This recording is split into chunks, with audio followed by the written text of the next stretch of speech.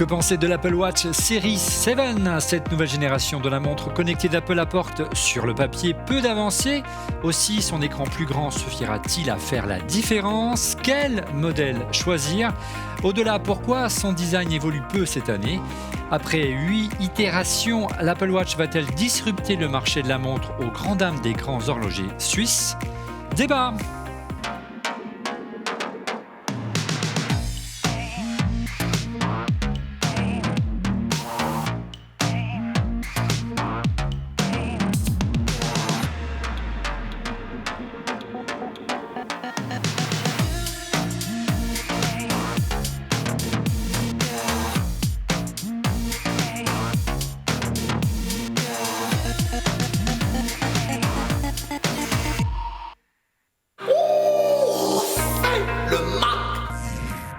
Bonjour à toutes et à tous, vous regardez On refait le Mac alias ORLM, très heureux de vous retrouver pour notre débat tech hebdomadaire. Breaking news, Apple a annoncé un Apple Event lundi soir.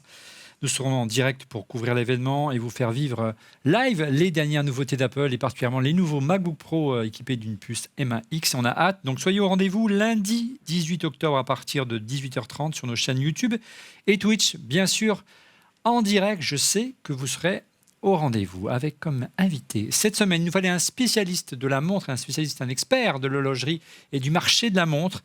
Nous avons la chance de recevoir en plateau Franck Declercq, fondateur de MyWatchSit. Bonjour Franck, merci d'avoir accepté notre invitation. Bonjour à tous. Franck, on te connaît également pour ta chaîne Franck Sensé, qui cartonne sur YouTube et qui s'adresse au toqué du tic-tac. Oui. Tu ne portes pas ton célèbre gant aujourd'hui, tu n'as pas sorti ? J'ai pris un gant quand même, parce qu'on ne sait jamais s'il y avait une petite montre à essuyer pour bien la présenter. D'ailleurs, c'est un gant Patek Philippe, tu vois. Alors, on te voit, regarde, dans notre petit écran géant, là. Tu présentes vraiment le summum, le nec plus ultra des montres du marché aujourd'hui. Pas forcément le nec plus ultra. Je présente des montres qui vont de 100 € à 2 millions d'euros. Donc, l'écart est très, très large. Là, en l'occurrence, l'extrait que vous avez vu, c'est ma dernière émission sur les montres en céramique. Les montres en céramique qui manquent, vous allez voir, dans la nouvelle gamme de l'Apple Watch, là, puisque le modèle céramique a disparu de la gamme Apple Watch. Autre chroniqueur, il est à tes côtés. Franck, il s'agit de monsieur Laurent Pantanach. Ça va, Laurent ? Très, très bien. Bonsoir tout le monde. Et puis, je ne sais plus quelle heure il est, donc. Oui, on oublie. Un observateur attentif des horlogers suisses, puisqu'il habite tout près des horlogers à Lausanne, monsieur Didier Poulicani de Mac Forever. Bonjour Didier. Et salut Olivier, mais je suis ravi de ce beau plateau. D'autant que tu sais que moi je suis un peu nostalgique là, Baselworld, ça a un petit peu ça balle un peu de l'aile depuis quelques années. Moi j'aimais beaucoup aller sur ces salons horlogers. Et j'aimais beaucoup aussi, j'aurais bien aimé qu'Apple aille un petit peu là-bas, qu'elle se confronte aussi, et ce qu'elle a jamais fait, tu vois. Elle a un peu laissé tomber pour aujourd'hui revenir finalement dans de la montre connectée un peu plus classique avec un repositionnement sur la santé. En tout cas, j'espère qu'on va parler aussi de l'horlogerie aujourd'hui, parce que c'est un domaine, tu vois, que j'ai découvert récemment, mais qui est passionnant. Oui, on va parler du marché de la montre avec toi, avec Franck. On va parler de l'Apple Watch Series 7 que tu as reçu également. Elle est là, regardez, on vient juste de la recevoir. Mais avant de parler de la Series 7, un mot au sujet de notre sponsor, Rhino Shield. Rhino Shield, spécialiste des protections premium pour iPhone, Android, AirPods et Apple Watch, bien sûr, est partenaire de l'émission. Il propose des coques et protections d'écran anti-choc pour toutes les Apple Watch, bien sûr, et très bientôt également pour la Series 7. N'hésitez pas à aller faire un tour sur leur site. Il est également possible de personnaliser sa coque pour téléphone ou AirPods avec tout plein de licences officielles, comme notamment Pac-Man ou encore la NASA. Regardez, là, j'ai un joli petit logo Pac-Man. C'est vraiment très, très réussi. Merci à Rhino Shield de nous soutenir. Allez, il est l'heure, monseigneur, de parler de l'Apple Watch Series 7.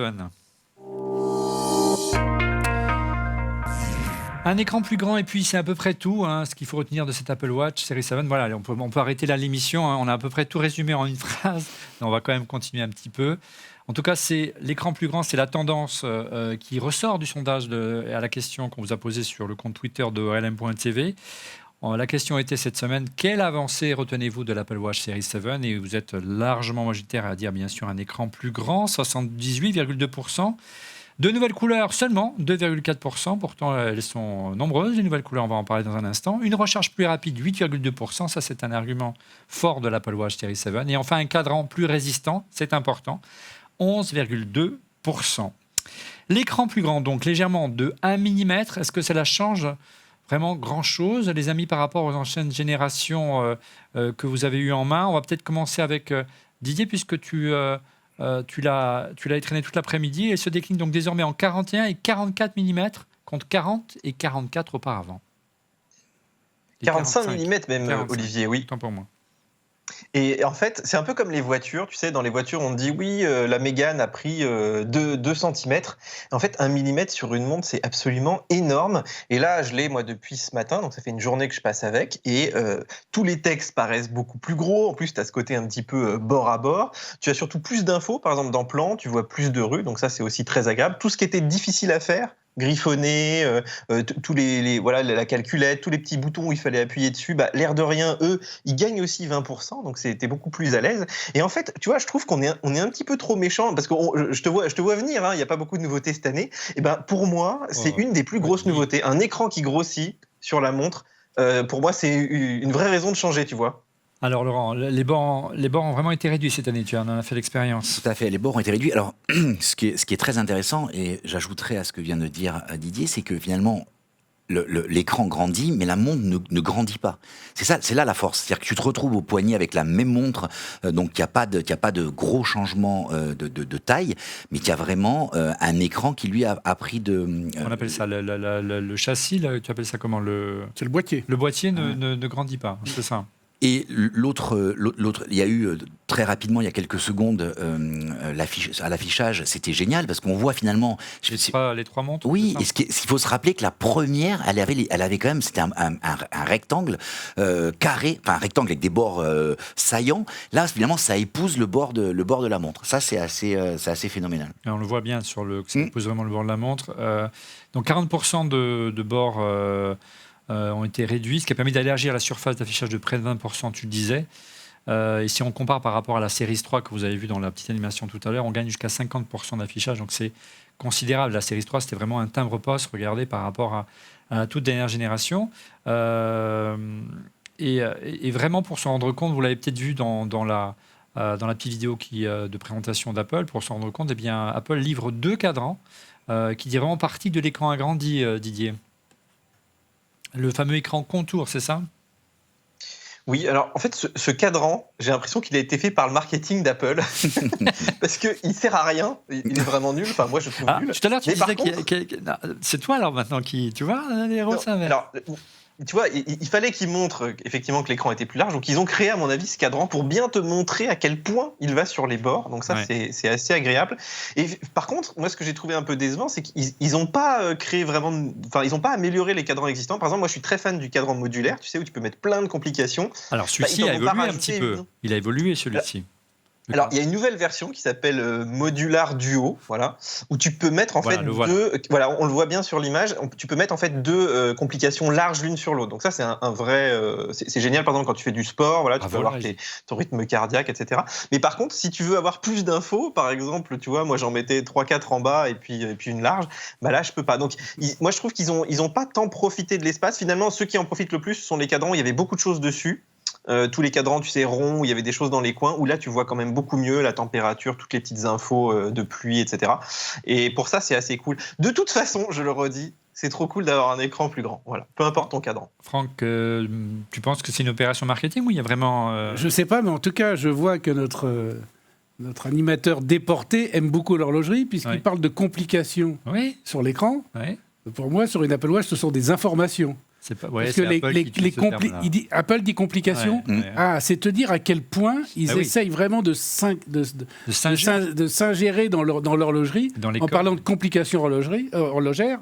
Parce que pour moi, ce sont des informations, les complications étant des systèmes techniques et mécaniques qui sont intégrés à la montre. Maintenant, le grand écran, c'est évidemment plus agréable. Comme on le voit aussi dans l'horlogerie parfois, quand tu as des fines lunettes sur des montres, ça te donne un cadran surdimensionné et donc une facilité de lecture améliorée. Donc c'est clairement, on est clairement dans le même esprit. Alors regarde, on a une question de Twitter pour vous messieurs, une question de tweetos fidèle dont on fait le mec qui s'appelle Eric Rung. Finalement j'ai craqué malgré il craque chaque année. Je crois que c'est un fanboy. Je retiens l'écran plus grand et l'arrivée du clavier lorsqu'il faut taper un texto. J'en profite pour un coucou amical à Olivier Frigara, Stéphane Zibi, Pascal Kenny. Excellente dernière émission. Effectivement, la dernière émission avec Pascal, Didier Poulicheni et Laurent, il ne faut pas les oublier. La dernière émission, allez la voir. Pascal Kenny, l'ancien VP d'Apple qui raconte ses souvenirs avec Apple. C'est une émission vraiment auquel on a pris beaucoup de plaisir à faire et je pense que vous prenez plaisir à la regarder. Le clavier, tu as essayé. Est-ce que ça vous a convaincu, messieurs? Didier, tu as envoyé des SMS tout l'après-midi? Alors, en fait, déjà, il est qu'en anglais. Ouais. Donc, tu peux pas.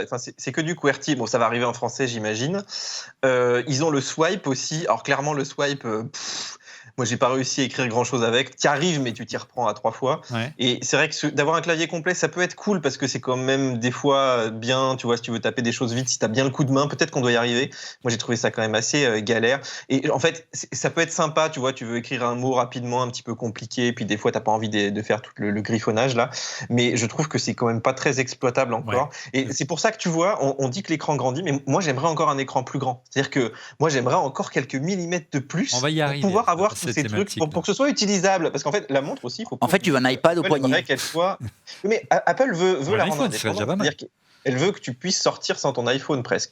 Mais tant que tu n'as pas ce clavier, je trouve que même la synthèse vocale et tout, ça ne marche pas encore bien. Et il faudrait un système comme ça pour taper au clavier. Ouais. Le gain de taille, alors on l'a pas reçu en plateau, messieurs, mais c'est vrai que ceux qui l'ont eu, et nos confrères sur YouTube, qui ont eu la chance de l'avoir un petit peu en avance, tu sais, il y a des exclusivités qui, notamment avec les YouTubeurs américains, disent que le gain de taille est surtout parlant, Didier, Franck, Laurent. Sur la petite version, la version plus féminine de 40 mm, qui passe donc à 41 mm, qui est presque la taille du grand format, il y a encore 2 ou 3 ans sur la série 3, qui culminait à 42 mm. Donc là, apparemment, c'est loin d'être négligeable. Ce qui est logique, hein, en proportion, 1 mm sur 40, tu vois, c'est plus que 1 mm sur 44. Tu vois ce que je veux dire? Entre 40 et 44, tu as 10% de la taille. Mais du coup, ton millimètre, il a plus d'impact sur le 40 que sur le 44. Je peux endosser le rôle du Candide? Vas-y. Parce que je connais évidemment mieux l'horlogerie mécanique que l'Apple Watch. Mais on ne peut pas dicter sur l'Apple Watch? Oui, bien sûr. Alors, oui. Et donc, aujourd'hui, avec le système avec Siri, bien sûr. Avec Siri, qui est quand même pas mal. Avec le doigt, tu sais, une lettre, il reconnaît chaque... Est-ce qu'un mini-clavier présente un intérêt quand maintenant on a pris l'habitude avec un iPhone de dicter ses SMS, par exemple? Alors, moi, je vais répondre à Didier. Si tu veux taper un mot de passe. Allez-y, moi, bien sûr, d'accord. Ok, taper un mot de passe. Oui. Ok, bonne remarque. Ok, super. Ce que je pense, c'est que c'est pour élargir le public. C'est-à-dire, je pense qu'il y a un public qui est pas apte aujourd'hui à dicter. C'est pas évident. Hein. Moi, j'ai ma mère à la maison en ce moment. En fait, j'allume toutes les lampes. J'allume toutes les lampes. J'éteins toutes les lampes. Je déclenche les actions avec Siri. Ma mère, elle regarde et elle me dit. Mais ça me viendrait même pas à l'idée de faire ça. Et je me dis, il y a peut-être une population, tu vois, d'utilisateurs qui, eux, n'ont pas le réflexe de dicter. Et du coup, d'avoir ce clavier potentiellement permettrait d'élargir tu vois, d'un côté, je dirais, la cible des utilisateurs. Alors, une question pour toi, regarde, Franck, une question de Stéphane Becquet. Plutôt que de voir évoluer ce beau design, ne devrait-on pas s'attendre à voir une gamme complète de l'Apple Watch, comme pour l'iPod à l'époque? Il y avait le Touch, le Nano, le Shuffle, le Mini, etc. Une grande, petite, une ronde, une carrée, et pourquoi pas? Et pourquoi ça ne se fait pas encore? On sait très bien qu'Apple est très fort en logistique pour gérer les versions, effectivement, et les stocks. Qu'est-ce que tu en penses, Franck? Là, ils ont figé un modèle. En tout cas, ils ont figé la forme. Le boîtier de forme, et lui, est figé. Maintenant, il y a des montres connectées rondes qui existent dans d'autres marques, avec des écrans tactiles aussi. Il y a même des grands horlogers qui s'y sont risqués. J'ai testé très récemment, moi, j'ai fait un comparatif entre Apple Watch et la Tag Heuer Connected sur le Golf. Donc ça, tu vois, j'ai testé donc une montre ronde et une montre, on va dire, carré rectangulaire, bord arrondi. Je pense que quand tu as une shape, quand tu as une forme qui est dans ton ADN, comme aujourd'hui est Apple Watch, on a vu Rolex se risquer à faire des montres rectangulaires et qui n'ont pas bien marché. Donc, c'est pas un choix naturel, le format rectangulaire. Donc, non, c'est pas un choix naturel, mais il n'empêche que quand les gens ont l'habitude d'avoir une forme dans une montre, sur une Richard Mille, c'est la forme tonneau, et ces formes rondes marchent moins bien. Donc, oui, bon, tu vois, la donc Monaco de là, Tag, je pense, par oui, exemple. comme la Monaco de Tag ou des choses comme ça. Ouais. Donc aujourd'hui, que Apple ne change pas de forme, ça me paraît, moi, assez légitime.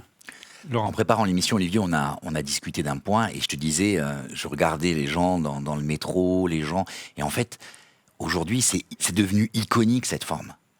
Cette forme, c'est la forme Apple, quoi. Ouais, Je veux c'est dire, l'ADN. et ouais, c'est ça. Et en fait, je pense que paradoxalement, ce choix au départ, qui était peut-être un choix technique, qui était peut-être un choix volontaire, hein, en se disant tout le monde fera des montres carrées parce qu'en fait c'est là où il y a le plus d'espace que tu exploites, et finalement le bracelet, la forme du bracelet, finalement on n'a pas besoin d'avoir quelque chose de rond, c'est juste que l'habitude qu'on ait eu quelque chose de rond qui est hérité de deux choses, hein, qui est hérité de la montre Gousset, puis le fait que les aiguilles elles tournent. Donc il n'y a pas besoin finalement d'avoir des rectangles, sauf avoir des complications dans les coins. Mais là, en mais même- l'occurrence, c'est la problématique, c'est d'offrir le maximum d'affichage. Tout à C'est fait. pour ça Donc qu'il il est revient. populaire. Moi La je pense vraie qu'ils ne reviendront question- pas. La vraie question, c'est ce rectangle. Il pourrait le basculer dans l'autre sens. Toi, tu voudrais qu'elle soit en mode paysage, paysage. pas en mode portrait. tu pourrais aussi avoir, Comme imaginez, l'iPhone, hein, en fait. voilà, exactement.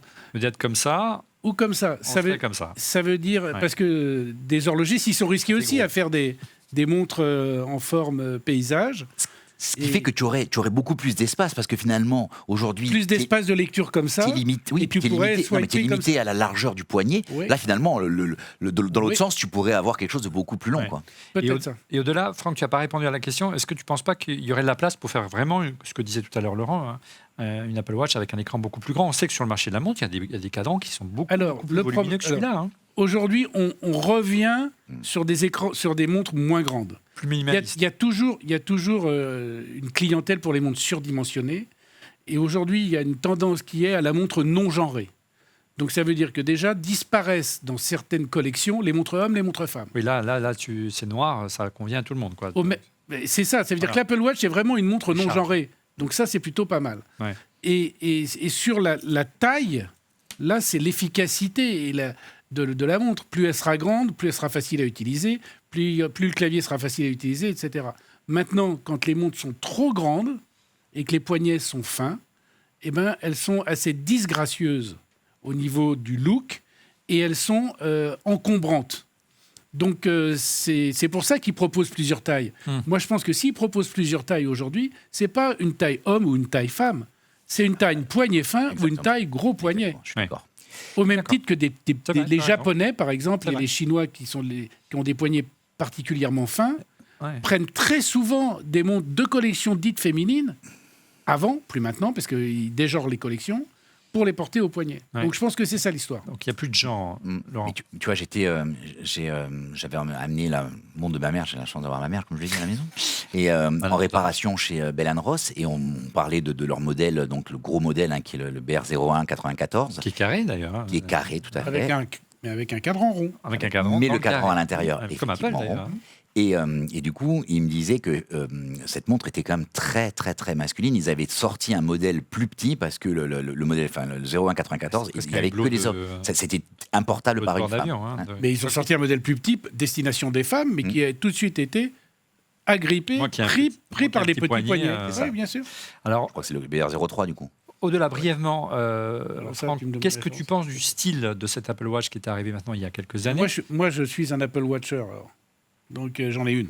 Tu vois, Je vois. Donc, Je pensais que tu allais il a voulu me piquer mon. Il a voulu, non, il a voulu me piquer. avec une Il a voulu me tag piquer Daytona, ou je ma sais maille pas. milanaise en plus. Ouais. Il m'a dit. Ah, donc, Mais est-ce qu'ils ont vraiment, les designers d'Apple, on va en parler dans un instant, réussi à attraper, à reprendre, on parlait de complications tout à l'heure, les codes de l'horlogerie avec ce modèle-là, parce qu'on voit des montres connectées qui ne les alors, adaptent il y a pas des du choses tout. qui Hein. sont Tu regardes amusantes. Fitbit, c'est un bracelet d'activité, c'est Oui. pas une montre. Non, mais il y a une chose qui est amusante, c'est qu'on retrouve certaines grandes complications horlogères dans l'Apple Watch. Ça veut dire que, par exemple, le quantième perpétuel, qui est une complication qui te donne le jour, le mois, la date, l'année, bon, bah ça, on le retrouve évidemment dans l'Apple Watch. Le GMT qui te donne plusieurs fuseaux horaires, bah, c'est pareil, on le retrouve dans l'Apple Watch. Tout ce qui est le réveil, il ne faut pas oublier que le réveil est une fonction qui existait dans les montres auparavant. On le trouve dans l'Apple Watch.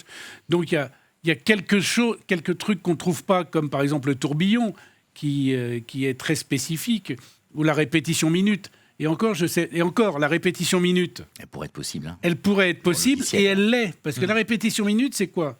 C'est de pouvoir entendre l'heure sans avoir besoin de lire sa montre. Exactement. Et moi, si je fais ça sur la mienne, Oui, parce que tu as choisi Mickey Mouse. eh ouais, mais c'est quoi? C'est le concept de la répétition minute. D'accord. Donc, tu vois, on trouve quand même des Ouais, il y a similitudes. des codes assez intéressants. Ouais. Alors, il y a une autre question qui t'est destinée spécialement à toi. Regarde, Franck, une question de Galigné Louis Armand, qui est, je crois, un fan de ta chaîne YouTube.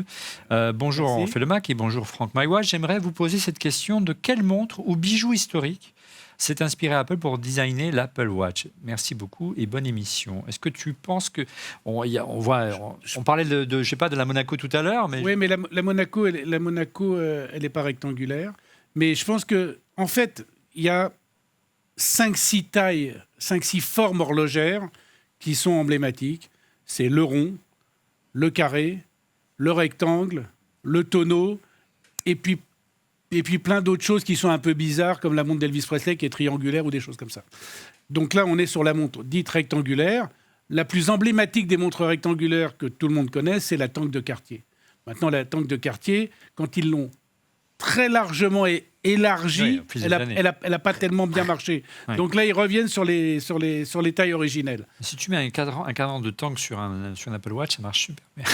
Ouais, je suis On sûr. parlera de cocologie tout à Mais l'heure. je sais pas si je connais pas bien l'univers Ouais. Apple Watch et tous les geeks qui tournent autour. Ouais. Mais est-ce que des mecs se sont amusés à créer des cadrans, le cadran de la Tank pour mettre sur l'Apple Ouais, Watch? il y a Ça, une ce appli- serait un truc marrant. Bon, je te On l'a parlerai fait. tout à l'heure parce qu'on a Ouais. une application, on a une petite vidéo qui Ah explique bon, bah comment ça le c'est faire. rigolo. Et c'est très étonnant, hein, c'est très surprenant. On en parlera dans un instant. Mais alors, tu sais que pour dessiner sa montre, Johnny Ive s'est rapproché d'un autre designer iconique du monde du design, vraiment, vraiment très connu, qui est Mark Newson, hein, qui est australien, qui avait conçu, je ne sais pas si tu te souviens de cette montre, qui s'appelait la Ike Pod.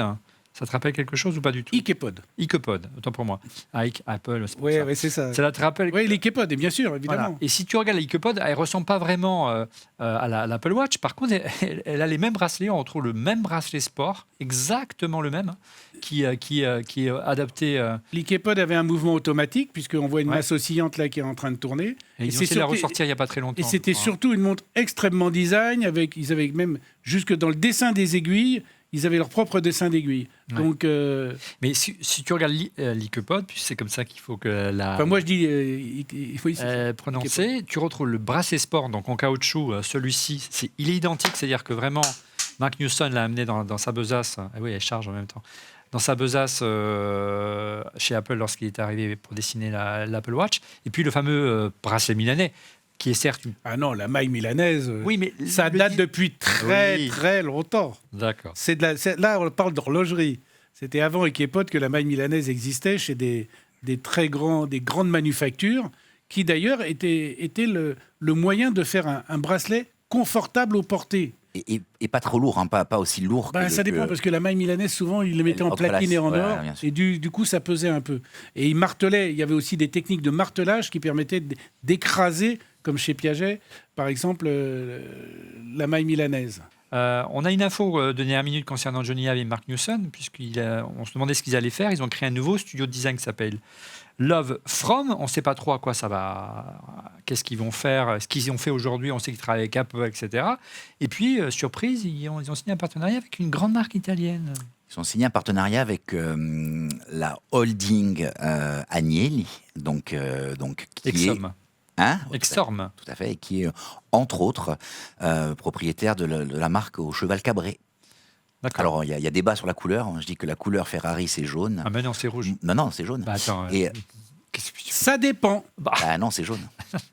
La Non. couleur Ferrari, c'est jaune à l'origine, mais la couleur de Des- l'écurie de course italienne, C'est c'est rouge. Ouais. Ouais. Parce que le jaune, c'est l'écurie belge. Oui, bien sûr, Rosso. Donc, Mais, mais Enzo Ferrari a créé jaune. Donc, Et d'ailleurs le logo, Le Cavallino, fond- il est sur jaune. Le cheval, Fond jaune. il est sur un fond jaune. voilà. Donc, on ne sait pas si on va voir arriver une Apple Watch version Ferrari ou si on va avoir une. Alors, Ferrari. non, je ne pense pas, puisque Ferrari est sous contrat depuis peu. Il est parti de chez Hublot pour aller chez Richard Mille. Voilà. Donc, Donc l'année prochaine, on a une Richard Mille Ferrari Ferrari. qui sort. Donc voilà. Qui sera donc sponsor de l'écurie, j'imagine. Je Alors, pense. revenons au design intrinsèque de l'Apple Watch Series 7. Didier, on clôture donc ce chapitre par les nouvelles couleurs. Tu peux les passer en revue, nous dire un petit peu ce que tu en as pensé? Il y a beaucoup de nouvelles couleurs. Oui.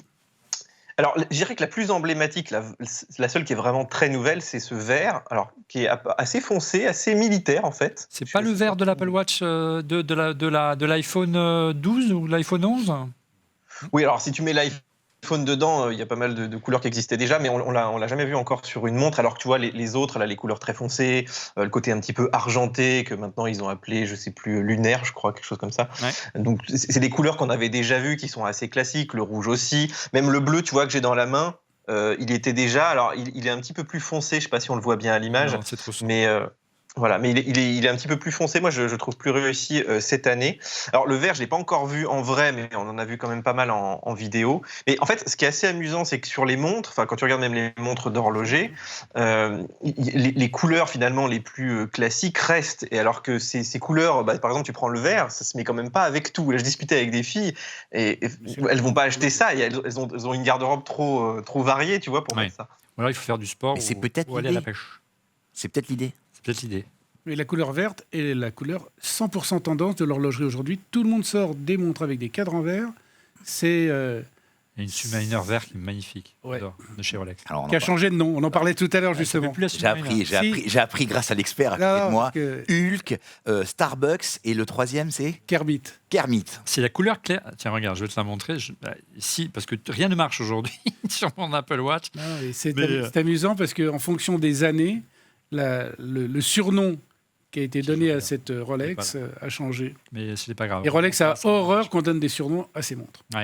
Alors, on retrouve les versions, tu as dit, version vert, bleu, raid, lumière, stellaire, minuit pour la version en aluminium. Ce qu'il faut dire, hein, la conclusion de ce petit bout, de ce petit passage, Ouais. c'est que les couleurs sont très soutenues. On avait eu, tu vois, les couleurs passées, c'était finalement assez léger, hein, même tu vois, toutes les teintes qu'il y a eu. Là, les couleurs sont vraiment soutenues. Ouais, c'est moins discret. Ah ouais. Hein, Pas du tout discret même. Mais Le bleu, c'est un vrai bleu. Hein. Ça suit les tendances de l'horlogerie aujourd'hui. Si tu veux une Ils version sont plus vraiment classique, il fallait plutôt vers les versions en inox argenté et noir, hein, ou les versions en titane qui sont toujours au catalogue. Mm. Et on l'a dit en préambule, plus de versions en céramique malheureusement. dedans. Alors ça, c'est une vraie question. Alors, pourquoi plus de versions en céramique? Moi, j'ai posé la question à Apple et évidemment, ils n'ont pas répondu. Didier, tu n'as pas d'infos. Alors, céramique, c'est plus léger, c'est Mais plus ça- cher, mais- mais Non, mais ça a toutes les qualités qu'il faut pour une montre. Sauf que si vraiment on tape fort dessus, ça peut se casser. Ouais. Donc c'est peut-être pour ça, ils ont peut-être eu de la casse sur leur céramique. Mais, blanche, elle était magnifique. mais Je crois pas. Moi, mon point de vue, c'est qu'ils la vendent pas, quoi. En fait, C'était un peu cher. Non, mais surtout, c'est un Une Apple bien. Watch. Je vais vous dire ce que je vais le dire après dans l'émission, mais pour moi, ça devient un bien de consommation. C'est-à-dire qu'ils nous mettent en tête. C'est pas un produit premium pour toi? Pas du tout. C'est un produit, tu le changes tous les ans, À 800 euros. voire tous les 2 ans. Pour le modèle Donc, en inox. si tu vends un modèle à 1200 euros, aussi beau soit-il, tu restes bloqué. Et en fait, ils rajoutent tellement de nouvelles fonctionnalités sur la santé, sur le truc, à l'exception de cette année où le gain est vraiment. Tu sais que mon credo, moi, c'est que cette année, ils n'ont pas sorti la montre avec les bords, ils voulaient changer le design. On va y arriver. Alors, vous savez quel est Franck. à partir de quel prix en France les gens considèrent qu'une montre est chère? Je dirais autour de 500 euros. 150 euros. 150 euros. C'est-à-dire au-dessus des watch, des Swatch. Ça veut dire qu'une montre qui vaut plus de 150 euros, la majorité des personnes considèrent que c'est une montre chère. Ouais, sachant qu'une montre chère pour toi, c'est quoi? C'est quoi? Nous, on est complètement déconnectés de la réalité Oui. parce que ça dépend ce qu'il y a dedans. C'est-à-dire qu'on va te présenter une montre à 40 000 euros, on va Oui, dire donc, putain, tu vas un pas peu cher. fort. Mais pas cher parce que ce qu'il y a dedans, On va te mais montrer très dans cher. un instant de montre à 40 000 euros. Regarde, de manière générale, hein, on l'a vu dans notre sondage, les réactions sont assez mitigées sur cette nouvelle génération de montres et sur le design. Regarde la réaction de François SLN, c'est quand même pas une bien grande révolution, cette Apple Watch. Et quel dommage de ne pas avoir eu le nouveau design que les rumeurs annonçaient. On enchaîne également avec la réaction de Julien Serres sur Twitter. Bonjour la team, à la vue de tous les leaks sur un changement de design, pensez-vous que cette Apple Watch 7 était un plan B ou ce modèle était-il vraiment prévu? Et les leakers se sont tous trompés. Continuez ainsi, vous êtes les meilleurs. N'exagérons rien. Laurent, Didier, la rumeur a eu tout faux cette année. Est-ce que vous croyez à cette histoire de plan B qui pourrait expliquer aussi que cette année, la montre arrive en retard? C'est la première fois. Je pense que c'est un plan B, moi. Mon credo, c'est que c'est un plan B. C'est pas tant par rapport au Lix, c'est quand tu compares, et j'ai entendu Didier qui a dit, mais un grand écran, c'est la plus grosse révolution. Ça reste la montre qui a eu le moins d'évolution en termes de fonctionnalité depuis la première série. Entre chaque version, il y a eu soit des gros changements, là, c'est vraiment incrémental. Alors, soit on est arrivé à un stade comme les iPhones où le changement devient marginal, parce que, et du coup très faiblement incrémental. Je pense, moi, que juste dans les vidéos de présentation de la montre, il y a une vidéo où on a l'impression que sous l'eau, la personne a une montre au bord plat. Ouais. Bon, en tout cas, pour ceux qui n'ont pas suivi les rumeurs, je ne sais pas si tu avais suivi, toi, Franck, de ton côté, voilà le profil de la montre tel que la rumeur l'annonçait, c'est-à-dire vraiment avec des bords plats, comme ici, un peu à la... On en parlait tout à l'heure, tu as été avec ta maman tout à l'heure, l'autre jour. Bell & Ross. Un peu dans le style de Bell & Ross. Et puis finalement, non, c'est le modèle toujours avec les formats arrondis, même si l'écran est plus plat et plus résistant. On va en parler dans un instant. Juste une remarque quand même avec toi, Franck. Peut-être, Didier, tu voulais réagir sur la rumeur ou pas du tout ? Oui, moi je pense... Je suis pas sûr que ce soit le plan B. Je pense que, à mon avis, c'est quelque chose sur lequel ils travaillent et du coup, il y a eu pas mal de prototypes qui ont fuité et peut-être que, tu vois, ils travaillent sur 2 montres en même temps, c'est possible. Et je pense qu'on l'aura, ce nouveau design. Enfin, ça me paraît assez logique compte tenu, tu vois, de l'évolution de tous les produits Apple. Ça va être assez homogène. Et ce que je pense aussi, c'est que en fait, le fait de faire une montre comme ça, avec des bords plats, ça la rend plus épaisse visuellement. Et que s'ils ont besoin de rajouter un petit peu de batterie, c'était peut-être pas la meilleure année encore. Tu vois, c'est possible qu'ils attendent d'avoir un nouveau processeur, peut-être un petit peu. Peut-être que le problème était là plus sur les puces. Et peut-être qu'ils n'ont pas eu la puce la plus efficiente qu'il fallait pour pouvoir réduire un petit peu l'épaisseur. Et d'ailleurs, tu sais que là, on en parlera après. Mais moi, je trouve pas que l'autonomie est fantastique cette année. Et peut-être que c'est lié à ça, justement, qu'ils voulaient faire une puce un petit peu meilleure et qu'ils n'ont pas pu la faire. Et la puce n'a pas changé cette année. Cette constance, Franck, dans le design, ce qui est plutôt rare dans le secteur de la tech, on le voit, il y a, je dirais, presque une poussée vraiment l'utilisateur à changer tous les ans. C'est pas du tout le choix, à la surprise générale, qu'a fait Apple avec l'Apple Watch, qui reste quasiment identique écran éteint à la première version. Et là, c'est peut-être un code de l'horlogerie. Mais là, il faut penser à une chose. D'abord, juste pour une petite précision sur ces côtés plats, il y a un abord dont on n'a pas parlé, mais il y a le confort au porté qu'on a sur une montre, qu'on n'a pas sur un téléphone. Ça veut dire que quand on a c'est un peu rude, c'est ça que tu veux dire. Peut-être qu'ils n'ont pas réussi à trouver la matière ou à trouver l'anglage nécessaire pour que ça soit confortable au porté, parce qu'une montre, on le voit très souvent en horlogerie, une montre assez bas de gamme qui arrivera de Chine, on va la porter, on va s'écorcher, etc., parce qu'il y aura des aspects un peu pointus. Pour conclure sur l'aspect écran, on le disait, alors bizarrement, Didier, l'écran est plus lumineux mais éteint. C'est quoi cette histoire ? Oui. Alors, il reste, tu sais, allumé depuis... c'est la série 5 que l'écran reste allumé. Ouais. Et en fait, donc, ça, c'est très agréable parce que tu es au ciné ou tu es même au bureau, tu n'as pas besoin de faire le geste, un petit peu d'ailleurs mal poli, de regarder sa montre, tu vois l'heure. Et du coup, c'est vrai qu'en plein jour, c'était pas très lisible jusque-là. Alors que là, tu as 70% de luminosité en plus, et quand tu les mets vraiment côte à côte, surtout en plein jour, tu vois vraiment la différence. Et moi, je trouve ça super. Alors, c'est super dehors. Par contre, du coup, je trouve que dans les endroits sombres, ça éclaire presque un petit peu trop. Moi, j'aimais bien le côté très peu lumineux, tu vois, justement au cinéma et tout, où tu n'étais pas obligé de mettre le mode cinéma qu'il éteint complètement là. Il ne pourrait pas mettre un capteur qui prend la lumière ambiante pour justement, un peu comme on le voit sur la tête haute dans certaines voitures. Ou tu l'as aussi sur l'iPhone ou sur les Mac, mais théoriquement, je crois que tu as cette fonction-là. Puisque tu appuies sur la couronne, ça augmente la luminosité si tu as besoin. Et puis apparemment, dans ce qui est vraiment nouveau cette année, c'est vraiment, ils ont fait un effort sur la protection du verre, 50% plus épais, à son point le plus élevé. Moi, j'en ai réussi à en casser une. Il faut savoir que la modèle aluminium, c'est du vrai verre. C'est du verre minéral. Et alors que sur Gorilla. Voilà. Et que sur la version en inox que j'ai ici, il y a un traitement au saphir synthétique, c'est ça, Didier, tu m'arrêtes si je dis des bêtises. Et donc apparemment, là, il en fait légèrement plus épaisse et surtout plus plate. Ça fait qu'elle est moins bombée qu'auparavant et quand elle tombe, eh bien, le choc est apparemment plus... Il se disperse. Voilà, se disperse et ça, c'est quand même plus difficile de la casser. Il dit ça tous les ans. Ouais. Je veux dire, c'est comme l'iPhone. Hein. Tous les ans, l'écran est plus solide que l'année d'avant. Donc pour moi, c'est que ce soit vrai ou faux, ça reste de l'évolution incrémentale. Moi, j'ai jamais cassé une version inox, jamais. Mais par contre, une version Par contre, c'est vrai aluminium, que moi j'en ai cassé. Pardon? l'écran se raye quand même plus facilement Ouais. sur les versions aluminium parce que t'as pas le saphir. Et ça, moi, j'en ai qui sont vraiment rayés. Puis c'est rayé, tu sais, vraiment dans la matière. Enfin, t'as vraiment une grosse rayure Ouais, il se casse vraiment horrible. facilement, l'aluminium. On va voir Alors que le si- saphir, ça se raye quand même plus difficilement. Hein. Franck, avant le début de l'enregistrement de cette émission, tu me disais je voudrais parler de l'étanchéité. l'étanchéité de la montre. Celle-ci, cette année, est étanche jusqu'à 50 mètres. Qu'est-ce que ça t'évoque? Moi, ce que ça m'évoque, j'ai fait d'ailleurs une émission sur l'étanchéité, c'est que pour moi, une montre qui est étanche à 50 mètres ne permet pas de faire beaucoup de choses. Parce que même une montre Ah, merde, étanche... t'as de la marge. Mais non. Et c'est le faux ami. On dit qu'une montre est étanche à 100 mètres. On se dit, tiens, avec une montre qui est étanche à 100 mètres, je peux tout faire. Il est déconseillé, par exemple, de faire des sports comme le ski nautique, comme la planche à voile, etc. Parce que en cas de chute, la pression de l'eau sur la montre est supérieure à celle qu'on peut trouver à 100 mètres. Donc Donc la protection n'est pas assurée. Voilà, ça veut dire que c'est pas parce que cette montre est étanche à 50 mètres qu'il faut croire que vous pouvez faire une plongée bouteille à 30 mètres avec. Moi, je vous le conseille pas. Maintenant, pour se baigner, etc., pourquoi pas. Mais attention à ces faux amis sur l'étanchéité. Moi, depuis qu'elle est étanche, je la porte tous les étés. J'ai jamais eu de soucis, mais prudence.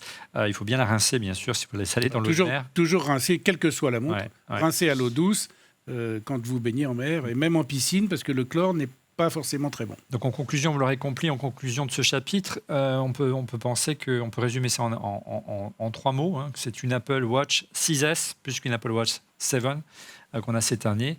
Allez, petite parenthèse avant de reparler de l'Apple Watch, on va du côté du busiomètre avec Didier Policani.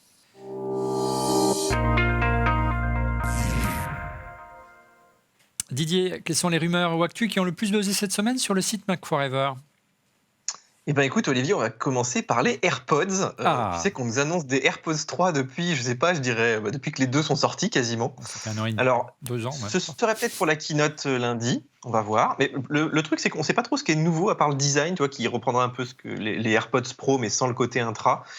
Et puis une toute nouvelle version, ça c'est une rumeur qui est sortie juste au moment où on fait l'émission, verrait le jour en 2022 avec des capteurs de température, de posture, même pour voir tu vois, si t'es bien positionné sur ton siège, ou même qui ferait appareil auditif, enfin plein de nouvelles fonctionnalités. Moi je les vois mal quand même sortir une version 3 maintenant, une version 4 dans 1 an. Donc, et puis surtout, quelle fonctionnalité va vraiment sortir? D'autant qu'il y a beaucoup de concurrence maintenant sur les AirPods de base, tu vois, sans la réduction de bruit, par exemple. Oui, le rapport qualité-prix n'est plus aussi bon qu'avant. On revient à l'Apple Watch, je crois, pour la deuxième info ou rumeur. Et alors ça va intéresser Franck, je pense, puisque Apple pourrait proposer une 3e taille en 2022, peut-être plus grande, justement, ou peut-être plus petite pour les petits poignets. En 2082, on ne sait pas. Mais bon, entre 2022 et 2000... Plus petite, je pense pas. Hein. Petite, ça va être difficile. Je pense pas non plus. Mais a priori, ça peut grandir. Moi, ce ce serait mon souhait. Avec les années passant, moi, j'aime bien, vu il faut lire ces informations. Et vous imaginez pas un écran qui se déplie ou quelque chose comme ça? On imagine, mais... Parce que ça, le meilleur moyen de... C'est sûr qu'on imagine, mais... Je crois pas du tout. Ouais. Ah non, sur la montre, je pense que c'est vraiment l'écran, quoi. Toi, tu tournes ton poignet, tu vois ce qui se passe. Oui, ça n'empêche pas d'avoir l'un n'empêche pas l'autre. Tu sais, avec Apple, ils sont tellement capables d'inventer des milliards de choses. On verra. On avait parlé d'un bracelet bombé en verre à une époque chez Apple, qu'ils avaient essayé de mettre au point ou de travailler, je ne sais pas si c'était une fake news, où on aurait eu de l'affichage jusque sur le bracelet. Ouais, et puis on avait aussi imaginé qu'ils auraient pu introduire des capteurs, mais c'est des prototypes et ils ne sont pas forcément obligés de sortir. On revient au Mac, je crois, cette fois-ci pour l'autre rumeur, Didier. Bah oui, puisqu'en plus, il y a la keynote qui arrive, là, tu vois, lundi. Et on devrait avoir nos MacBook Pro, a priori 14 et 16 pouces. Alors, il y a des rumeurs qui disent que le design pourrait ne pas changer. Moi, je serais très déçu si ça ne changeait pas un minimum. Voilà. Par contre, ils mettraient quand même, tu vois, 16 Go de RAM, 512 Go de SSD en standard sur les 2 modèles. On dit aussi qu'ils devraient avoir à peu près les mêmes puces tous les deux. Moi, ça m'excite beaucoup parce qu'il y a aussi l'écran à 120 Hz. Voilà, on parle du entre guillemets ProMotion sur les écrans. Peut-être qu'il serait tactile, Olivier. Non, je plaisante. Non, on n'aurait pas. Mais du mini LED peut-être. Ce serait déjà pas mal. Et du mini LED, oui, ça, bon, on en parle depuis un petit moment de tout ça. Il y a une version spéciale tactile pour Olivier. Ouais, rien que pour moi, mais je crois que je peux attendre longtemps. En tout cas, c'est excitant, hein. Je sais pas vous, mais moi j'attends vraiment ces ordi parce que j'en peux plus de ces claviers papillons, là, toute cette génération toute pourrie là. Alors, je ne sais pas si je peux faire l'enchaînement, on ne va pas le faire. On va parler Dave Jobs dans la rumeur suivante. Et oui, alors figure-toi, je ne sais pas ce que Steve Jobs, qui lui était vraiment un newbie, et d'ailleurs on comprend pourquoi Apple a toujours été aussi nul sur les réseaux sociaux, c'est que lui n'était pas du tout branché là-dessus. Ouais. Par contre, sa fille, oui, elle a 230 000 abonnés Instagram. Elle a été remarquée là, par plusieurs magazines féminins comme Elle. Notamment parce qu'elle a défilé à la dernière Fashion Week de Paris. Carrément mannequin. Donc voilà, les mannequins, et puis elle fait aussi des concours hippiques, donc elle a le parfait petit pédigré. D'ailleurs, elle fait des concours hippiques avec la fille de Bill Gates, si je dis pas de bêtises. Ça ne s'invente pas. Okay. Donc voilà. Ouais. Et les dernières infos aux rumeurs, pour conclure. Oui, alors on reparle un petit peu de l'Apple TV. Il y a une rumeur qui nous dit qu'il pourrait être complètement relooké, un peu plus mince et peut-être même en plexi. Pourquoi pas, hein, tu vois, translucide comme les premiers iMac, ça pourrait être assez rigolo. Et ça, ce serait déjà l'année prochaine. Alors déjà qu'ils le mettent pas à jour souvent, moi j'y crois pas beaucoup, tu vois. Allez, avant de parler de revenir à la série 7, un mot au sujet de notre sponsor Rhinoshield. Regardez, j'ai leur dernière coque pour iPhone 13 avec Pac-Man, c'est très sympa. Rhinoshield, donc spécialiste des protections premium pour iPhone, Android, AirPods et Apple Watch, est partenaire de l'émission. Il propose des coques et protections d'écran anti-choc pour toutes les Apple Watch et très bientôt également pour la série 7. N'hésitez pas à aller faire un tour sur leur site. Il est également possible de personnaliser sa coque pour téléphone ou AirPods avec tout plein de licences officielles comme notamment Pac-Man, je vous l'ai montré, ou encore la NASA. Merci à Rhinoshield de nous soutenir, c'est important et c'est ce qui nous fait vivre. Allez, on enchaîne sur un point important de cette Apple Watch. Il s'agit de ses manques. Allez les amis, on va vous laisser parler, moi je vais me taire. Qu'est-ce qui manque aujourd'hui à cette Apple Watch? On commence peut-être avec Franck, puisque tu es l'invité cette semaine. Moi, clairement, c'est la céramique. Hein, parce que c'est quand même inrayable, hypoallergénique, ça présente beaucoup d'intérêt. Maintenant, on arrive même à faire des céramiques de couleur. Il y a plusieurs marques sont devenues un peu des spécialistes dans le domaine, comme Hublot et Richard Mille, pour ne pas le citer. Et la céramique, c'est un produit horloger. Je trouvais que ça mettait Apple encore un peu plus dans l'univers horloger. Et plus dans le premium. Laurent, de ton côté, s'il y avait quelques manques à lister, tu peux en dire plusieurs. Hein. Alors, beaucoup de gens avaient espoir d'avoir un capteur de température, ce qui est très compliqué. Hein. Il n'y a pas de nouveau capteur. Non, il n'y a pas de nouveau capteur. Donc, et comme tous les ans, il y a eu des améliorations de la santé. Il y avait un espoir, sachant avec que le COVID, ouais. avec la Covid ou le Covid, la température, le suivi de la température, il y a eu pas mal d'expériences de gars qui avaient des bagues connectées, qui prenaient la température et du coup, on aurait pu espérer. Ouais. Alors pour la température, il y a eu une rumeur, souviens-toi, dans le courant de l'année, comme quoi les futurs AirPods pourraient intégrer un capteur de température, et c'est ça qui ferait le lien avec l'Apple Watch, parce que au niveau de l'oreille, c'est ce qu'on utilise chez les enfants, notamment pour prendre la température. Mais bon, continue, excuse-moi, je t'ai coupé. Donc on aurait pu imaginer ça, on aurait pu imaginer que, quand tu regardes la montre quand même, elle dépasse beaucoup à cause des capteurs au-dessous. Ouais. On aurait pu l'imaginer que les capteurs, soit toute la partie capteur soit plus fine, et le fait qu'elle soit plus fine ferait que la montre aurait été, tu vois, un peu plus posée sur ce truc. Finalement, les capteurs ont rarement diminué au-dessous. Tu vois, souvent tu la trouves et sur une montre féminine, sur un poignet d'homme, ça va, parce que souvent, en plus moi je suis un peu poilu, très poilu, mais sur un poignet de femme, parfois tu as l'impression qu'elle survole un peu la montre. Ouais. Donc voilà. Et puis beaucoup de rumeurs autour d'un capteur de glycémie aussi qui est arrivé sur d'autres objets connectés et pas sur l'Apple Watch. Moi, personnellement, j'en ai marre du galet. Ça, j'en peux plus du galet. Non seulement ça prend un temps de dingue pour charger, on va voir qu'il y a beaucoup de progrès sur ce modèle-là, mais quand même, on voudrait une version de charge à induction universelle. C'est-à-dire que j'ai une batterie pour mon iPhone, je pose mon iPhone sur le chargeur sur la table de nuit, je n'ai pas besoin d'un truc propriétaire. Didier, de ton côté, quel serait ton inventaire à l'après-vert concernant les améliorations et les manques que tu pointes du doigt aujourd'hui sur l'Apple Watch? Et tu vois, je pense que c'est bien le reflet de cette montre. C'est-à-dire que je trouve qu'elle est arrivée à un bon niveau de maturité. Du coup, il ne manque pas tant de choses que ça, finalement. Moi, je dirais peut-être l'autonomie, surtout quand tu fais un peu de sport ou de la 4G, tu vois, quand tu utilises beaucoup en 4G. On aimerait vraiment une batterie qui soit un petit peu plus puissante. Ça tient plusieurs jours. Ouais, voilà. Mais en fait, ça va un peu de pair avec le fait qu'il faudrait qu'elle grossisse un petit peu, que les puces s'améliorent en termes de consommation. Et d'ailleurs, tu vois, tous ces capteurs qui sont pas là cette année, je pense aussi que c'est lié à ça. C'est-à-dire qu'à mon avis, la puce n'était pas prête. Du coup, ils n'ont pas pu les mettre. Donc, je pense que l'évolution maintenant, hein, aussi. voilà. Mais tu vois, c'est quelque part Tim Cook, on connaît, hein, c'est un peu, maintenant il fait du Volkswagen, donc chaque année il t'en rajoute un petit peu, le design change pas trop et tout.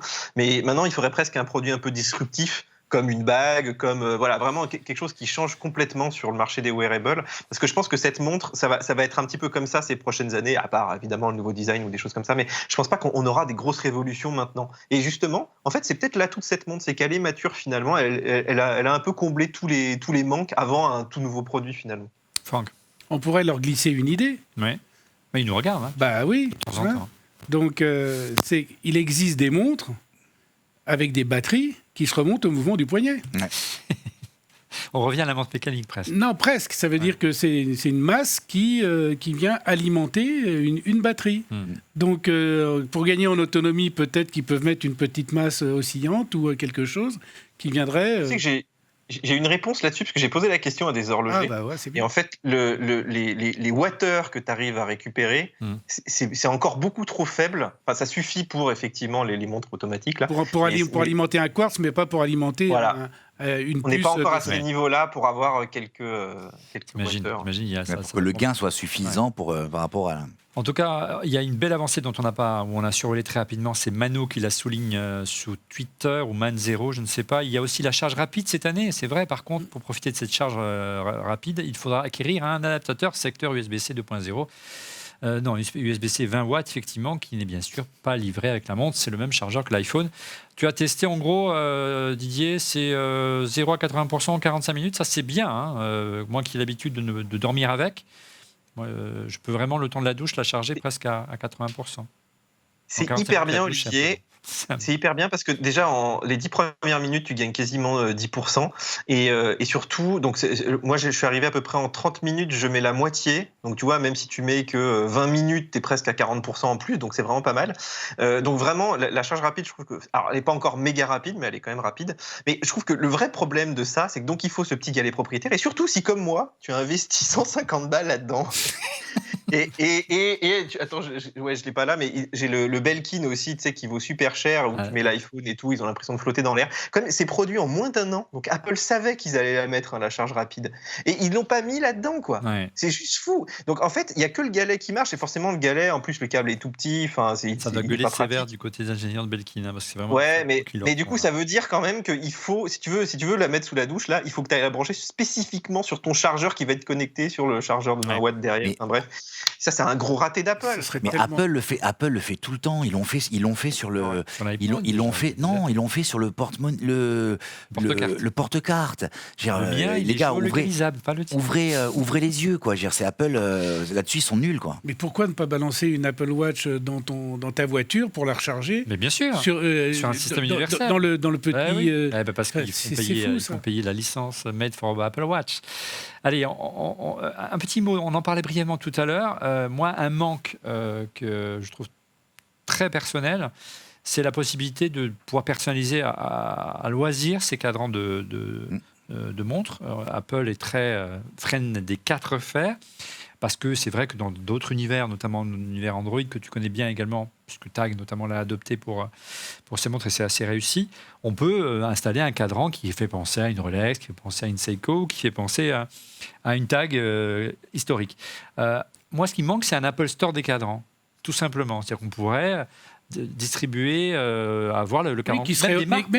Même qui serait open à des créateurs ou à des créatifs qui feraient un petit peu de l'art sur l'Apple Watch, ça serait pas idiot. Heureusement est arrivé, je ne sais pas si tu connais cette application, là, on est tous fans ici à Refait le Mac, ça s'appelle Clocology. Regarde, c'est une petite application. Elle est un peu compliquée à installer. Je ne connais pas, mais le Rolex carré, il est assez amusant. Tu as vu, regarde ce que tu peux faire. Là, tu as on parlait de la tank tout à l'heure, tu as des choses tout à fait. Voilà. Tu vois la Submariner verte. Là, une Hulk rectangulaire. Ouais, c'est amusant. Et alors évidemment, c'est. Mais alors ça, je me demande comment ils peuvent faire ça sans l'autorisation de Rolex. Parce que là, c'est un grand mystère. C'est pas l'application qui le fait. L'application te permet de créer ton propre cadran. Ça veut dire que l'application ne te fournit pas le logo Rolex. Non, absolument pas. Non. Cette application est faite Ah, pour que c'est tu malin. C'est très malin. Cette C'est application te permet de construire ton cadran. Eh ben, je peux te dire que mon Mickey, ses jours sont comptés. Ses jours sont C'est pas comptés. facile. Voilà. Et dès que je sors de l'émission, je télécharge Alors, on cette te appli. montrera ça, on a une petite Alors là, vous vidéo. m'avez Mais regarde, convaincu. Il y a une appli qui explique tout. On l'a Il y a une fait. appli, on a une petite vidéo que nous a fait Philippine, Ah, on te c'est montrera. carrément extra, ça. Ah Et ouais. tu installes vraiment t'as la montre de ton choix. Ça devient difficile à Paris de sortir avec une montre de marque. Là, tu peux te faire Ah non, plaisir. mais là... Voilà. Écoute, Et, je vous renverrai l'ascenseur sur la chaîne Franck Sensé, puisque je montrerai j'espère bien. ça en disant que c'est chez vous que je l'ai vu. Allez, avant de vous guider sur le modèle de la gamme à choisir cette année, parce que la gamme d'Apple Watch est assez riche, quel modèle faudra-t-il choisir? On part sur une petite séquence débat qui, moi, je trouve très intéressante. Est-ce que l'Apple Watch va-t-elle tuer la montre mécanique? Alors là, c'est ton dada, Franck. Tueur de montre, l'Apple Watch. Est-ce que vous pensez que l'Apple Watch va peu à peu disrupter l'industrie de la montre? C'était d'ailleurs la seconde question à notre sondage qu'on vous a posé cette semaine sur le compte Twitter d'EuroLM.tv. Et là, regardez, c'est jamais arrivé dans l'histoire d'Euro fait le Mac. On a un ballottage complet, 50-50. Personne n'a osé se mouiller cette semaine. Il y a quand même... Alors, qui illustre vraiment cette tendance, regardez les réactions sur Twitter de Tifou18. La question n'est pas si elle le fera, la disruption, mais dans quelle mesure, car c'est déjà le cas selon lui. Après, il faut voir dans le détail, si on part de la montre au sens large, elle a déjà atomisé le marché. Pour les montres de luxe, c'est comme si elle n'était pas là. Les montres connectées qui représentent assurément l'avenir de l'industrie de la montre. Autre réaction de Julien, regarde Franck, Julien Serre sur Twitter. Non, les clients de l'Apple Watch ne sont pas, à mon avis, les mêmes que ceux des vrais entre guillemets, montre. Et enfin, dernière réaction de Jeton Bajrami, elle a déjà disrupté le marché à tel point que c'en est devenu un marqueur social. Tu en parlais tout à l'heure. Laurent, ton avis, Franck? Eh bien, dans les trois questions qu'on aborde, il y a du oui, il y a du non. D'abord, est-ce que l'acheteur et le porteur de belles montres mécaniques, suisse ou d'un autre pays, achète l'Apple Watch? Par expérience, évidemment que oui. Bah, tu en as une illustration de ton côté. Oui, mais moi je suis un cas à part dans l'horlogerie. Je ne suis pas un consommateur comme tout le monde. Oui. Mais très souvent, je vois des gens qui ont des très belles montres à certains moments, des montres de plusieurs dizaines de milliers d'euros, et puis qui ont leur Apple Watch.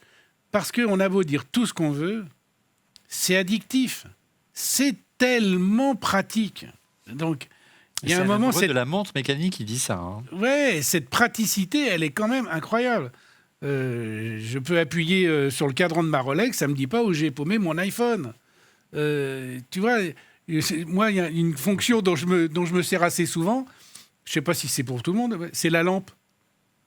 Ça veut dire, quand il fait nuit, que j'ai besoin de mettre une clé dans une serrure, boum, je me sers de ma lampe. Donc moi, je porte très souvent mon Apple Watch et je porte très souvent beaucoup de montres parce que moi, j'ai une collection avec beaucoup de montres. Donc, dans le secteur où tu es venu, il n'y a pas des camps en disant, voilà, on est pour la montre traditionnelle, un peu comme on a vécu il y a des années, du temps, tu sais, quand le quartz est arrivé, il y avait Mais le quartz a failli tuer l'horlogerie traditionnelle et c'est Swatch qui l'a sauvé en créant, évidemment, la Swatch. Donc ça, c'est la grande histoire de l'horlogerie qui a failli être tuée par le quartz. Et on n'est pas dans ce scénario-là. C'est-à-dire que le quartz, c'est pas la montre connectée, c'est pas le nouveau quartz pour la montre.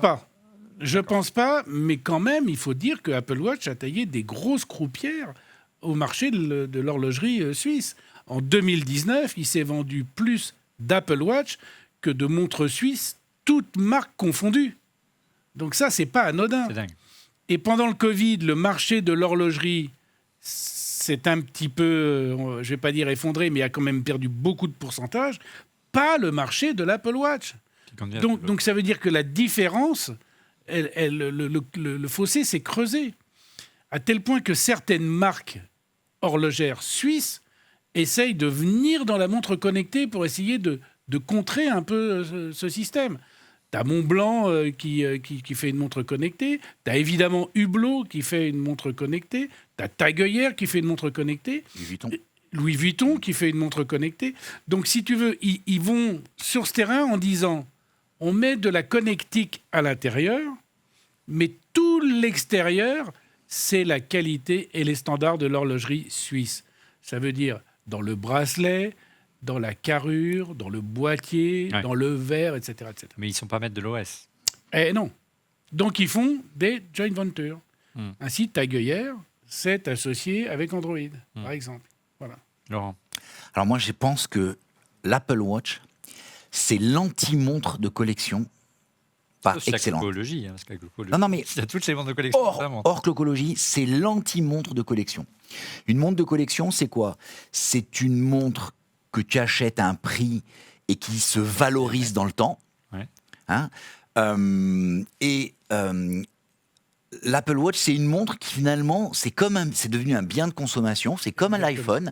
C'est une montre qu'on te pousse avec les nouveaux capteurs, des nouvelles à changer tous les ans. Donc d'un côté, tu as quelque chose où tous les 2 ans. Ouais, Apple, mais je ne pense pas qu'il pousse énormément. On le voit cette année. Hein. mais C'est cette année, minimum oublie syndical. cette année, Même oublie l'année cette année, dernière. oublie cette année. Cette L'année année, dernière, tu avais ou- le mais non. capteur d'oxygénation du sang. mais bon, énorme voilà. pour les gens, mais énorme. Mais il y a plein de gens qui ont des problèmes de sommeil, et ils suivent leur sommeil grâce à ça. Tu as une Apple Non, mais Watch tu sais Series quoi, 5, t'imagines- tu la gardes, tu passes pas à la 6. donc En c'est tout comme ça. cas, il y a un phénomène d'obsolescence Oui. qui existe Voilà. et qui n'existe pas intéressant, sur l'horlogerie traditionnelle. C'est-à-dire que Donc ça c'est clair. on dit souvent que voilà, on achète une Rolex, c'est un investissement familial. On peut le transmettre à ses enfants, au-delà de l'aspect spéculatif aujourd'hui. Oui, Mais mais est-ce que vous vous souvenez du lancement de la tag connectée? Ils avaient fait un truc absolument incroyable en disant on lance une tag connectée et quand le module intérieur sera obsolète, vous pourrez venir chez Tag, on vous mettra un mouvement mécanique et vous pourrez garder la j'avais pas montre suivi ça. avec le mouvement mécanique. Et puis ils ont vite fait demi-tour parce qu'ils se sont rendus compte que c'était une usine à gaz et que c'était juste impossible. Ouais. Est-ce qu'on peut, Didier, toi qui vis en Suisse, quelle est ta réaction? Tu en parles souvent autour de toi. Comment tu vois justement l'évolution du marché et notamment des grandes marques suisses? On peut déjà penser que le marché de l'entrée de gamme et du milieu de gamme est déjà mangé largement par Apple. On le disait tout à l'heure avec Franck. Ouais, en fait, c'est extrêmement vaste comme problématique. On pourra en parler pendant des heures. Mais moi j'étais là vraiment au tout début hein, quand Apple a lancé l'Apple Watch et puis que toute l'industrie suisse s'est dit mince, on a rien de connecté. Alors ils ont essayé d'en faire chez Frédéric Constant et tout. Ils ont fait des joint ventures. Ils sont alliés un petit peu aux Américains avec Tag. Il y a même Tissot là récemment qui a développé tout. En Suisse, ils ont réussi à faire, alors sauf peut-être, je sais pas si peut-être la gravure des puces qui est pas faite en Suisse, mais ils ont fait un OS, mais le truc est pas terrible. Enfin, le système est pas génial. En plus, l'écran est pas très lumineux, il y a pas beaucoup d'infos dessus. Mais de toute façon, ils y arriveront pas. C'est-à-dire qu'ils peuvent pas faire ça. Ils peuvent pas faire une Apple Watch. Donc, il y a un moment, il faut choisir quelle fonctionnalité tu peux mettre. Par exemple, les capteurs cardiaques. Tag l'a assez bien fait parce qu'ils ont repris un petit peu tout le système de Google. Donc, ils sont assez souples là-dessus, mais ils restent quand même dépendants de Google. Mais c'est vrai que de pouvoir ouvrir ta voiture avec ta montre, il y a tout un tas d'usages, de pouvoir payer avec. Tu vois, Swatch a fait Swatch Pay. Donc, mais voilà, il faut des accords un petit peu spécifiques. Ils n'ont pas l'envergure d'Apple. Donc, ils essayent de faire un peu ça, mais ils n'y arrivent pas forcément. Et comme tu le dis, en fait, le marché qui souffre, c'est pas le marché de la montre à 20 ou 30 000, parce que là, on est au-delà de la montre. C'est un bijou, c'est une œuvre d'art, c'est quelque chose d'intemporel. Et Jean-Claude Biver le dit très bien quand tu vois ses interviews. Mais par contre, c'est vrai que tout le marché, justement, des Tissot Touch et toutes ces montres-là, qui étaient un petit peu, tu vois, entre 200 et 700, là, les gens, aujourd'hui, ils vont quand même plutôt vers l'Apple Watch. Et c'est très dur de les concurrencer sur ce marché-là, même si tu as les beaux boîtiers, même si tu as les beaux bracelets, parce que même chez Apple, tu as quand même des accessoiristes qui font des bracelets sympas, tout un tas de choses qui finalement compensent largement la qualité que tu avais dans ces prix-là.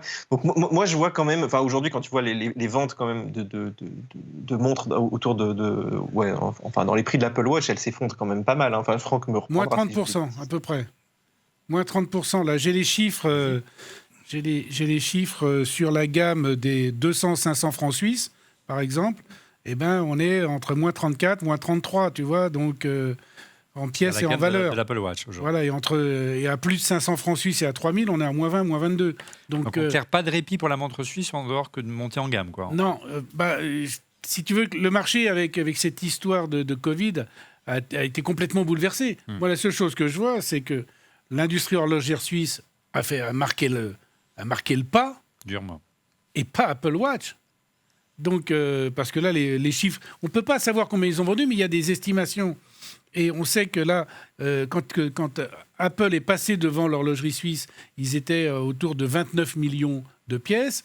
Et là, en 2020, on parle entre 30 et 40 millions de pièces. Donc c'est dire à quel point, et alors que en Suisse, on est à 14 millions. Donc tu vois, c'est-à-dire que Apple a vraiment pris un train d'avance. Et Apple est le plus gros hack d'Apple. Et c'est là où une des questions... je sais pas, c'est Julien Serre qui disait non, les clients d'Apple ne sont à mon avis pas les mêmes que ceux des vraies montres. Je crois que on peut même pas parler. Je pense que la vraie montre, maintenant tu vas la mettre comme tu mets une belle tenue pour sortir, tu vois, pour sortir. Voir sur le poignet, sur le deuxième poignet. Mais la montre que tu vas tous les jours utile. Et si tu veux te faire plaisir et te dire que tu as une montre de luxe, tu achètes la montre, le modèle Hermès. Et le plus gros hack d'Apple pour moi, où ils sont en train de faire mal, y compris à la montre de luxe, c'est que si tu as envie vraiment de te faire plaisir, tu as la Hermès. Moi, j'y vais pas. Alors, sur ce terrain-là, j'y vais pas. Alors, on a vu qu'Apple a essayé de monter en gamme et de proposer des montres reprenant les codes de l'horlogerie entre guillemets de luxe ou premium. On a vu que les premières versions, il y a une version à presque 20 000 euros. Et ça a été qui était en or, qui a été un four. Et en plus, on peut plus la mettre à jour aujourd'hui. Parce qu'à 20 000 euros, on n'achète pas une Apple Watch. Ouais. À 20 000 euros, on va acheter une vraie montre horlogère qui va être un passage patrimonial possible. Ouais, voilà. Maintenant, pour parler de... Si on veut monter en gamme sur l'Apple Watch, on va acheter une Hermès. Moi, je crois que si on veut monter en gamme sur l'Apple Watch, on achète une autre montre. Et je vois mes enfants, par exemple, ils ont une Apple Watch, et puis ils ont des montres suisses, pas de grand prix, et puis dans la journée, ils vont avoir leur Apple Watch, et puis quand ils vont sortir le soir, ils vont mettre une autre montre. Ouais, c'est pas ça ce que j'ai dit. Non, mais je vais peut-être clarifier. Ce que je disais, c'était que c'est pas pour avoir une montre de luxe, c'est que la personne qui aurait eu une montre de luxe le jour, tu vois, avec son costume ou la femme, finalement, passer à une montre électronique, tu vois, telle qu'une Apple Watch, c'était quand même un peu... Il y avait un côté... Alors, elle met un petit bracelet Hermès. Tu mets un petit bracelet Hermès et hop, tu as l'impression, c'est ça que j'ai dit. Oui, d'accord. C'est ça que j'ai dit. Tu vois, c'est pas l'échange, c'est hop, ça passe mieux. Et c'est là où je dis que c'est un hack de la part d'Apple, parce que finalement... Moi, je pense que l'association... Et ce serait intéressant que notre ami de Lausanne me dise ce qu'il en pense.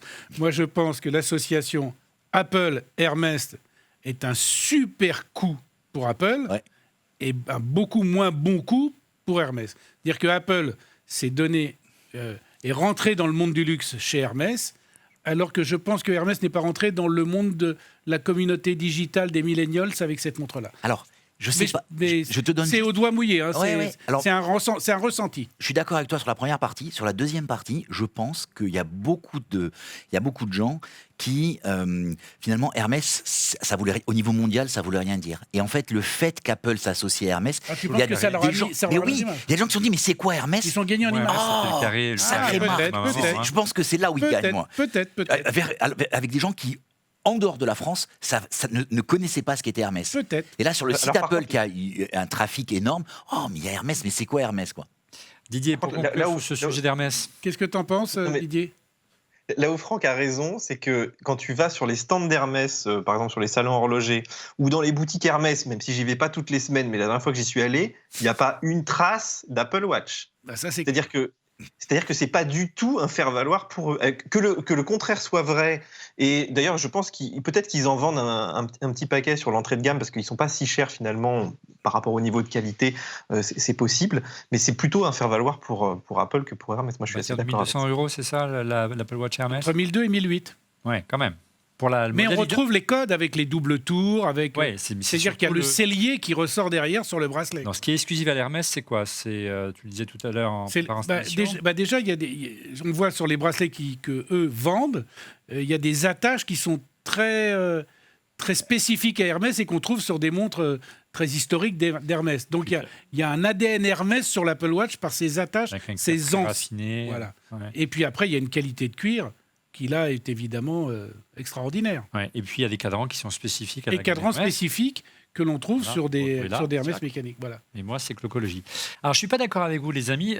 Moi, je pense que l'horlogerie suisse et l'industrie de l'horlogerie suisse a réagi à l'Apple Watch. Regardez, ils ont sorti l'Apple Watch Killer, même mieux que l'Apple Watch Killer, ça s'appelle la Swiss Alp Watch. Regarde, Franck, elle va te rappeler quelque chose. C'est, comment tu prononces, H. Moser Company. Company. Les Sismo, regardez, c'est l'Apple Watch 100% mécanique, 50 exemplaires seulement produits, sold out déjà, prix unitaire 23 800 €. Franck, une réaction ? Génial. Franchement, ça, c'est le genre de truc, ça me plaît. Parce que l'idée, elle est top. C'est un détournement. On en parlait au début de l'émission avec mon cadran Mickey. Tu vois, il y avait Gérald Genta qui avait fait des montres avec des Mickey, qui indiquait l'heure. Et j'adore les détournements d'objets. Didier, je suis sûr qu'il est fan de ça. Non ? Alors, tu sais, moi, je l'ai interviewé quand ils l'ont sorti, parce que ça fait un petit moment qu'ils ont sorti ça. Oui. Mais moi, je Et l'avais alors, jamais ils ont vu. dit quand même ils avaient quand même je crois que c'était sur certains tourbillons, où ils avaient déjà un peu les cadrans carrés comme ça. Donc évidemment, là, ils ont repris quand même un peu plus en détail le design d'Apple. On leur a demandé aussi... Ouais, mais en fait, qu'est-ce qu'il y a à gagner? Tu vois ce que je veux dire? C'est plus un hommage. Tu sais à quoi ça me fait penser? Hommage. Ça me fait penser au mec qui veut faire croire qu'il a une Apple Watch et il a une super montre mécanique, 23 000 euros. comme celui qui va acheter une montre avec une seconde morte parce que visuellement, ça va faire comme s'il avait une montre à quartz alors qu'il a une super complication au poignet. Et je trouve ça... Une petite anecdote amusante, c'est qu'ils en ont fait une version, je sais plus comment tu appelles ça, là, quand tu mets la montre à l'oreille. Une répétition minute. Ils ont fait une version, on dirait... Voilà, ils ont fait une répétition minute, mais où tu as l'impression d'avoir une Apple Watch écran éteint, c'est-à-dire qu'il n'y a rien sur l'écran, et le seul moyen d'avoir l'heure, c'est comme ça. Donc c'était aussi un joli clin d'œil. Ah, mais avec un verrou d'armement qui envoie des petits timbres sur des... J'imagine. Ah bah oui, ça là, il doit coûter aussi bonbon alors. Allez, pour clôturer ce débat sur Génial. Sur le marché de la montre, c'est les 10 ans de la disparition de Steve Jobs depuis la semaine dernière, malheureusement. Et Steve avait une montre fétiche. Tu peux nous en parler ? Je connais mal cette montre fétiche parce que c'est une montre, en fait, moi qui suis très spécialisé en haute horlogerie, c'est pas du tout une montre de haute horlogerie. C'est une petite montre noire, assez basique, mais qui est devenue une icône. Pourquoi ? Parce qu'il a fait la couverture du Times avec le Mac. Avec le premier Mac. Ah, voilà, c'est une Seiko. Et ça me permet de faire un clin d'œil à Romain Landry parce que c'est une de ces montres qu'il a cherché partout et qu'il a trouvé et qu'il adore. Voilà. Donc c'est la Seiko Nano Universe fond blanc. Voilà. Et je crois même qu'ils l'ont ressorti. Ouais. Ils ont ressorti une édition en série limitée. Et Seiko, c'est amusant parce que c'est une marque, pour moi, qui était une marque un peu comme une marque accessible, mais c'est une marque qui est très appréciée des fans de montres. Alors, parce que Seiko, c'est une vraie très belle manufacture. Mais japonaise. Oui, japonaise. Mais c'est là où, quand on dit les montres, toutes les belles montres viennent de Suisse, non. Chez Seiko, notamment, tu as Grand Seiko, qui est le haut de gamme de chez Seiko, où tu as des montres absolument sublimissimes. Ouais. Donc, qui sont... mais finies à la main, sublimes. Donc, Lange & Söhne en Allemagne, par exemple, c'est un rapport qualité-prix extraordinaire pour la haute horlogerie. Et c'est là où on parlait tout à l'heure, est-ce qu'une montre est chère ou pas chère ? Et chez Lange & Söhne, il y a des montres qui valent 20, 30, 40, 50 000. Et un vrai spécialiste va te dire « Ah, c'est pas cher pour ce que c'est. » C'est là où les gens sont complètement déconnectés de la réalité. Oui, on est d'accord. Sur ce point-là, on est totalement d'accord. Et sur les montres, là, c'était amusant de voir et Didier connaît aussi le phénomène, c'est que tu me dis, cette montre-là, ils en sortent 50 exemplaires, 25 000 euros, sold out. Mais en plus, sold out en un jour. Hein. Ah ouais, c'est dingue.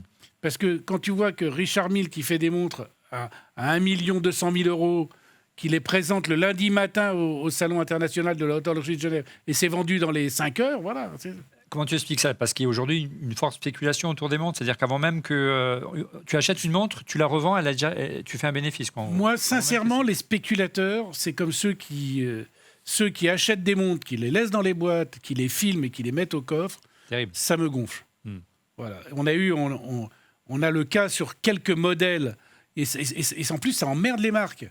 Sur Patek Philippe, sur Audemars Piguet, sur Rolex. Ils assèchent le marché, on peut le dire. Oui, et puis il faut faire très attention, parce que là, il y a par exemple une Nautilus Patek Philippe fond vert que tout le monde a cherché, tout le monde voulait partout, qui est une montre assez chère pour un 3 aiguilles date à plus de 30 000 euros. Ouf. Et il y en a une qui a été vendue 250 000 euros aux enchères. Ouais. On peut comprendre pourquoi ils la mettent sous cellophane. Et quand tu sors un Daytona, qui est une montre très recherchée chez Rolex, un Daytona acier qui est quasiment introuvable, il sort de la boutique et le prix a doublé ou triplé en une seconde. Donc là, il y a un phénomène sur... Moi, je ne suis pas pour ce phénomène parce que ces spéculateurs empêchent les vrais amoureux d'avoir les montres parce qu'ils ne les portent pas. Et surtout de les transmettre. Et voilà, et surtout de les transmettre. Allez, on revient et on conclut cette émission avec l'Apple Watch et on va vous aider à choisir le modèle parmi la gamme pléthorique d'Apple. Quel modèle choisir? Une première réaction de Stéphane Coupechou. On est d'accord, on peut passer notre tour cette année. Franchement, si vous avez déjà une Apple Watch Série 5 ou 6, la réponse est oui, on est d'accord, les amis. En revanche, si votre montre est plus ancienne, la Série 7 a de quoi séduire, à condition d'en avoir les moyens. 41, on n'a pas dit les prix, 41, 44 mm, 41 et 45 mm à partir de 429 € et 459 €. Il y a la fonction cellulaire et GPS, moi que je vous conseille, parce que téléphoner avec son iPhone, c'est peut-être accessoire pour vous, mais moi, ça me permet d'écouter ma musique quand je fais mon jogging, même si en ce moment, ça fait un moment que je n'ai pas fait mon jogging, mais voilà, vous avez une fonction cellulaire, vous pouvez avoir Apple Music et écouter avec vos oreillettes et téléphoner, c'est assez pratique, 100 € de plus. La version AC inoxydable est en revanche assez chère, à partir de 779 € en 41 mm, 829 € en 45, et la version titane encore plus chère, à partir de 829 en 41 et 879 € en 45 mm. Tu le disais tout à l'heure, la version Hermès commence autour des 1200, 1300 jusqu'à 1008. Jusqu'à 1008. Et le modèle le plus cher, c'est le double tour en cuir tressé fauve 41 mm. Il n'existe pas en 45. Donc, c'est celle-là qui, je crois, est à 1008. Ouais, c'est la plus élevée. C'est vrai que le oui, mais là, tu as un vrai travail de sellier. Regarde le travail du bracelet, c'est magnifique. Oui, c'est joli. Donc, on a les surpiqûres, on a un travail avec du cuir moulé qui est vraiment beau. Quand même. Oui, je sais. Oui, mais c'est de l'artisanat. Ouais. On est dans l'artisanat d'art. Okay. Bon. Alors, et le bracelet peut se transmettre. Oui, ça c'est clair. Espérons-le, on va voir dans les années qui viennent. En tout cas, lui ne sera pas obsolète. On n'a pas dit, les bracelets restent compatibles cette année. Une question simple d'Alexandre, Z060 ou 006 off. Les noms dans Twitter, j'ai du mal. J'aimerais savoir pourquoi, selon vous, l'Apple Watch Series 3 est encore dans la catalogue d'Apple. On l'a vu brièvement tout à l'heure. La Watch SE aurait dû la remplacer car elle a un an d'ancienneté seulement. Son prix devrait être suffisamment attractif. 80 € les sépare. De plus, elle sera vite plus maintenue en mise à jour d'OS. Qu'est-ce que tu en penses, Didier? Est-ce que tu conseilles aujourd'hui encore une série 3? Moi, franchement, non. Non, et puis d'autant qu'on arrive à avoir même des séries 4, 5 là en fond de stock. Ouais, on arrive à les trouver. Non, la série 3, l'écran est trop petit, l'autonomie. Enfin, c'est là qu'on voit que c'est vite obsolète parce que c'est pas une montre qui est si vieille, mais elle a pris un sacré coup de vieux récemment. En fait, le conseil qu'on pourrait donner aux gens, c'est si vous changez chaque année ou que vous avez vraiment envie de changer souvent, prenez pas la plus chère parce que voilà, là tu t'en prends une belle en titane à 900 balles, mais chaque année, remettre 900 balles là-dedans, c'est quand même un petit peu excessif, même si en titane, moi j'adore. Par contre, si tu la changes, ça te paye une vraie montre. Ah, c'est sûr. Mais si tu la changes, il y a un marché de l'occasion, c'est intéressant comme question. Il y a un marché de l'occasion, Didier, sur Apple? Sur les montres, nous on a des petites annonces et tout, très peu, parce qu'en fait les gens les abîment pas mal quand même, ces Apple Watch, et elles s'usent quand même. Ouais, c'est des montres que tu utilises tous les jours, et elles sont vite rayées. Il y a quand même des moyens de l'entretenir. Hein. J'ai vu des gens là qui arrivaient à récupérer des boîtiers en inox de manière assez spectaculaire. Tu peux la récupérer. Mais moi je suis d'accord avec Didier, quand tu vois le prix, quand tu vois l'écart de prix entre le modèle Alu et le modèle même inox. À la limite, il vaut mieux, plutôt que d'en acheter une et de la changer tous les 2 ou 3 ans, tu changes tous les ans. Et l'Apple Watch SE a quand même quelques arguments intéressants. Alors, par rapport à l'Apple Watch Series 7, elle n'a pas l'écran Always On Display, donc elle s'éteint. Elle n'a pas de capteur ECG ni de capteur d'oxygénation du sang, mais c'est quand même un bon compromis avec un prix à 329 € en version 44 mm, un peu plus petit. C'est un bon compromis, mais la version à côté, la version 3, passez votre chemin, sachant que la version SE, vous la trouvez également en cellulaire, ce qui n'est pas le cas de l'entrée de gamme. La version cellulaire ne coûte que 50 € de plus, donc n'hésitez pas.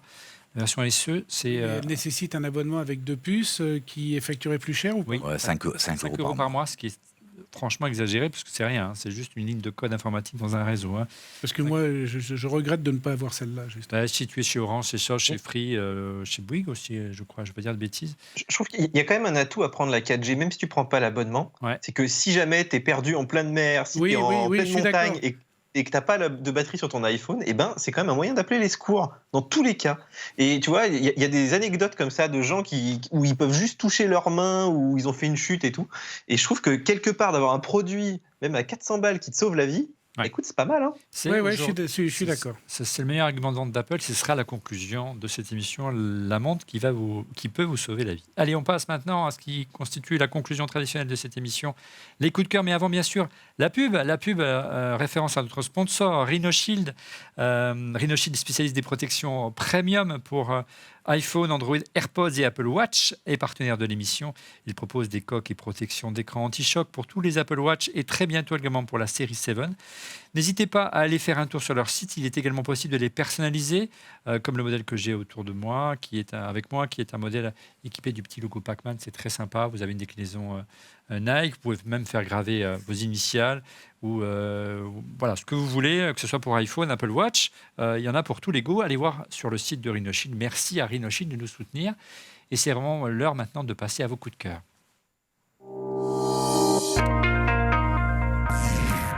Alors, les coups de cœur, c'est une tradition dans cette émission, Franck. Je ne sais pas si tu as eu le temps d'en préparer un. Je n'étais pas au courant. Donc, c'est une impro totale. C'est une impro totale. Est-ce que tu as un petit coup de cœur à nous donner ? Dans la montre, ou pas, d'ailleurs. Dans le domaine que tu veux. Alors, un petit coup de cœur sur la montre et sur la technologie. Allons-y. On peut y aller ? Ouais. Moi, j'ai un coup de cœur en ce moment sur la Cartier Solarbit qui vient d'arriver en boutique ou qui va arriver en boutique dans les jours qui viennent. Alors, pourquoi ? Parce que c'est un modèle tank dont on parlait tout à l'heure, donc un boîtier rectangulaire.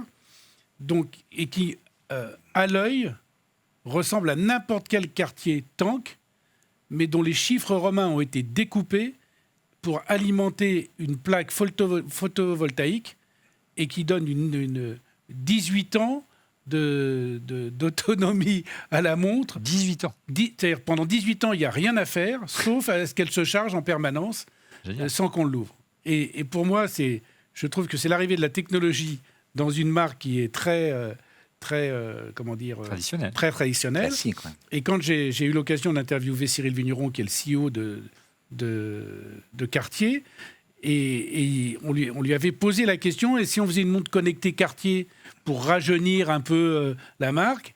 Et non, parce que l'obsolescence de la montre connectée n'allait pas avec l'ADN de Cartier, où justement le design est quelque chose qui se transmet d'année en année. Et donc, c'est pour ça que pour donner un côté un peu... Et puis, avec lui, il y a un bracelet en résidu de pomme. Et d'ailleurs, c'est un truc sur l'Apple Watch dont on n'a pas parlé, c'est l'éco-responsabilité.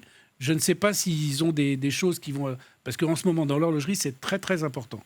Donc voilà, un petit coup de cœur pour cette Cartier éco-responsable. Une belle impro. Merci, Franck. Didier, de ton côté, ton coup de cœur ?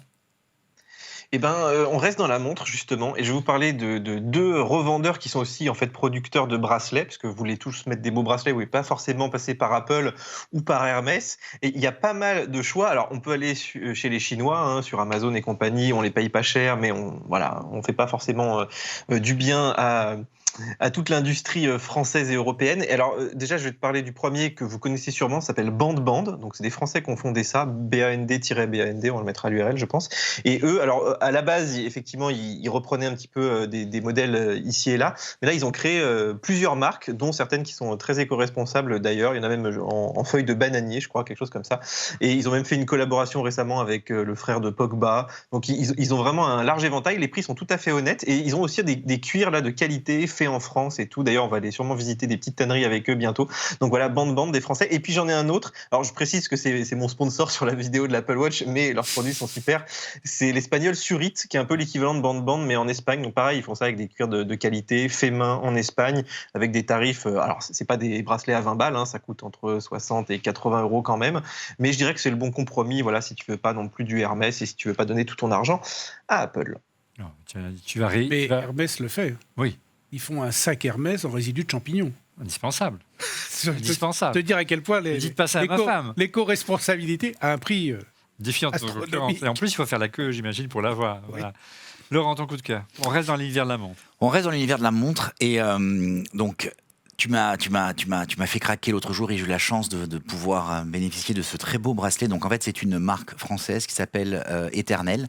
Et donc en fait, c'est le modèle Rally qui est inspiré. Alors on débattait avant l'émission, est-ce que c'est les gants troués ou est-ce que c'est les branches des volants. Donc moi, je pense que c'est les branches des volants, comme ils disent. Donc c'est un modèle donc Rally. Et donc il existe en fait, le cuir existe, donc toi tu l'as j'avais dit l'autre jour, ça ressemble vraiment presque à de l'Hermès, tellement il est beau. En cuir noir, il est... très bien fini. il est très bien fini. Donc c'est ce qui est assez sympa, c'est qu'en fait, exactement. Et avec une boucle déployante. Une boucle déployante, donc c'est quand même de toute beauté. Alors, quand je l'ai déballé, ça sentait bon, ça fleurait bon le cuir. Donc bon, les véganes ne sont pas contents. C'est pas les sponsors de l'émission, hein. Mais il va se patiner, donc il va se patiner avec le temps. Donc c'est vraiment agréable le cuir. Exactement. Le cuir de la boucle en plastique de l'Apple Watch. Donc voilà, Rally de Eternal. Pas le même effet. Rally, ça vaut quoi, 80 €, c'est ça? 89 €. Ça reste assez raisonnable et c'est fait en France. De mon côté, c'est le prix de la paille milanaise. C'est le prix de la maille milanaise qu'on avait accordé. Tout à l'heure, $99. Ouais. De mon côté, un coup de cœur qui n'a rien à voir avec l'univers de l'Apple Watch. C'est un petit micro USB à brancher sur son Mac. Tout simplement, si vous souhaitez vous mettre au podcast comme nous ou pour tout simplement la visioconférence, c'est nos amis de chez Creative, l'ex-concurrent d'Apple dans les baladeurs qui est de retour. Ça s'appelle le Live Mic M3. Il est tout mignon, il est bien fini. Ça, c'est pas un chour, hein, bien sûr, mais c'est honnête en termes de qualité avec une entrée jack pour le retour son et une molette de volume. Il y a même livré avec un filtre anti-pop et son prix seulement 60 €. Donc faites-vous plaisir. Si vous cherchez une solution pour faire de la visio ou faire des petits podcasts audio, le dernier micro de chez nos amis de chez Creative. Voilà, nous sommes arrivés au terme de cet épisode de Refait le Mac. Merci de l'avoir suivi. Merci Franck d'avoir accepté notre invitation. Avec plaisir. Et puis allez voir cette chaîne Franck Sensé. Franck Sensé, voilà, si vous allez vite devenir un passionné et un amoureux de la montre, c'est vraiment très sympa. En plus, tu as des guests très, très régulièrement, je crois, c'est ça? De temps en temps. Est-ce que tu veux une information exclusive là? Vas-y. Ouais, je sais pas. Demain, on tourne avec un des plus grands basketteurs de tous les temps. Demain, c'est le jour où on diffuse l'émission. Donc le jour d'aujourd'hui. Voilà. Donc, elle sera en ligne tout de suite? Non, elle sera en ligne un peu plus tard, mais... Voilà, vous regarderez ça la semaine prochaine avec Franck Sensé.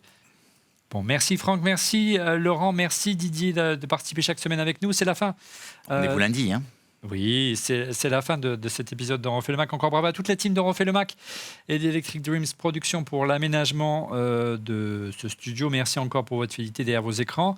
Rendez-vous la semaine prochaine, non pas pour un nouvel épisode, mais pour 2 émissions exceptionnelles la semaine prochaine.